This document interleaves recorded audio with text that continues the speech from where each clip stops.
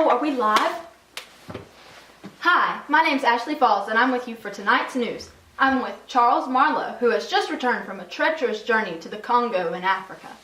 Charles, how did you first find yourself going to the Congo?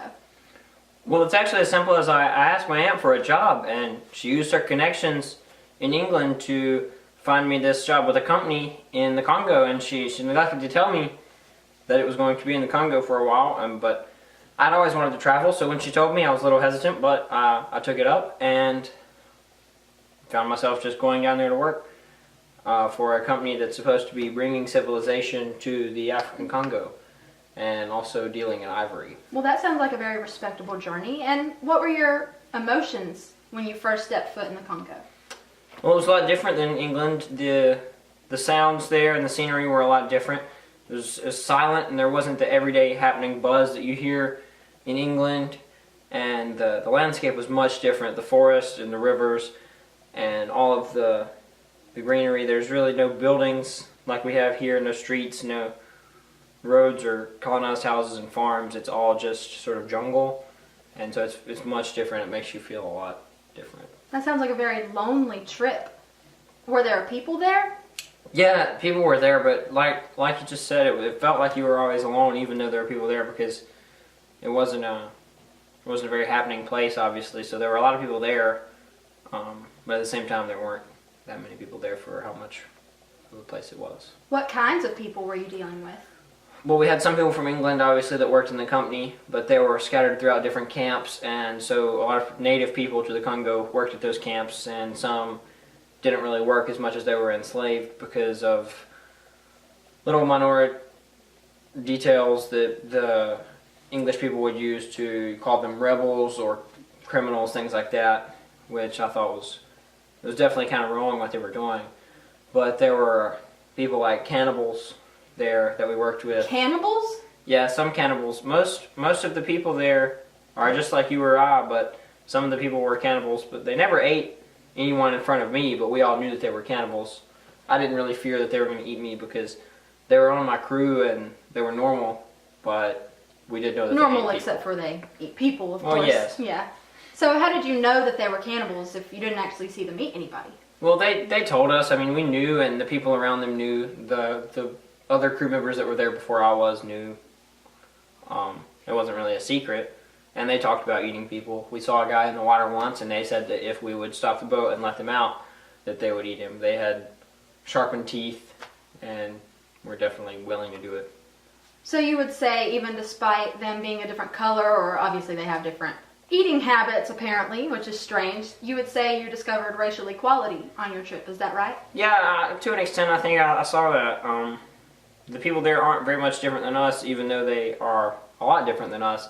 But when it comes down to it, they have the same primal instincts and human behavior that we have.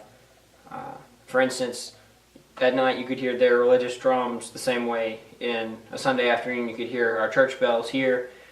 Or just the way they act, people refer to them as savages because of how they would rebel with being enslaved, but if they came to England and stormed through the streets enslaving us for free labor, we would probably run away and hide and fight back too. So yeah, that's very understandable. They're very similar to we are in many ways, while still having a lot of differences. Would you say that you made any friends on this trip, colonists or natives? Yeah, some of the natives that worked on my ship, obviously, like I say, they were just like me. I became particularly close with the person that I had as a helmsman.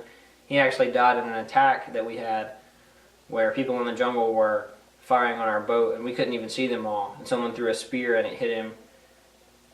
It was a native who killed a native. Well, yeah, but it was a different tribe.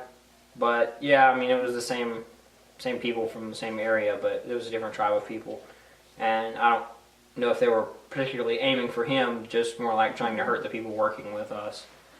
Yes, of course. And would you say that your trip there has affected your life in the present day in Europe? Well, yeah, it goes back to the last question, too. I met one of the people that worked for the company named Mr. Kurtz. He was a ivory dealer there. Mm-hmm. Yes, we've heard a lot about Mr. Kurtz, haven't we, folks? He was a very philosophical man. He had a lot of really good ideas. And he didn't really do the normal route of getting ivory. He sort of collaborated with the tribes and became respected by them. And he pumped out the most ivory of any of the camps down there. And he had a lot of really good ideas about society, and he taught me a lot. And so that one of the things that I've came to realize in society now is that I don't really fit in with the people in England because they don't acknowledge these primal instincts that we have, that most of us saw in Africa. They take a lot of things for granted, and they do a lot of things that don't really mean anything or that don't really have any semblance in the world. They just do them because we've put value on them. And so it's a lot different. It's a lot harder for me to fit in here after I've been through that. So what you're saying is, no matter where you're from or who you are, all humans have the same heart filled with darkness. Yeah, I guess that's the extent of it, that we all have similar primitive nature, even if we do things that we put value on that make us look more advanced than other people, you know. Mm-hmm. That's very insightful for you to say. Do you have any last words for the people watching tonight? Well, I guess what you may have understood from me saying this is that you won't become a more complete person or see these things that I've seen unless you go to the Congo and do this, but I'm not at all saying that. But just... Yeah, we don't really want to go anywhere where there's cannibals, do we? We'll stick with a cruise in the Bahamas. Well, again, I'm Ashlee Falls here tonight on tonight's news with Mr. Charles Marlow on his trip to the Congo. I hope you all have a great evening, and thank you for watching.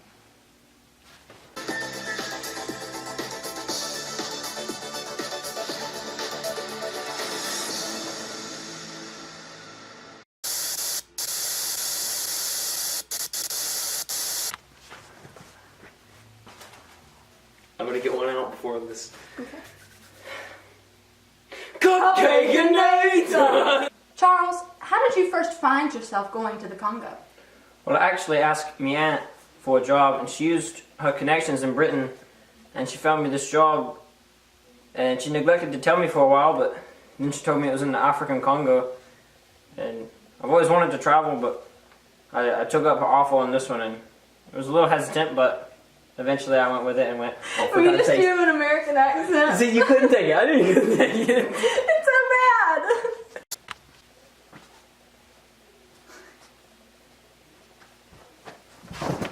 Wow. Wow.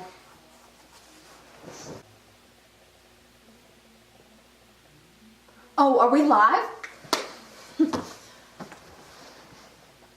Shoot, I forgot what I was going to say. I lost it. What did I say the first time? I don't know. I said hello. My name is Ashlee. Cupcake! I couldn't stop myself.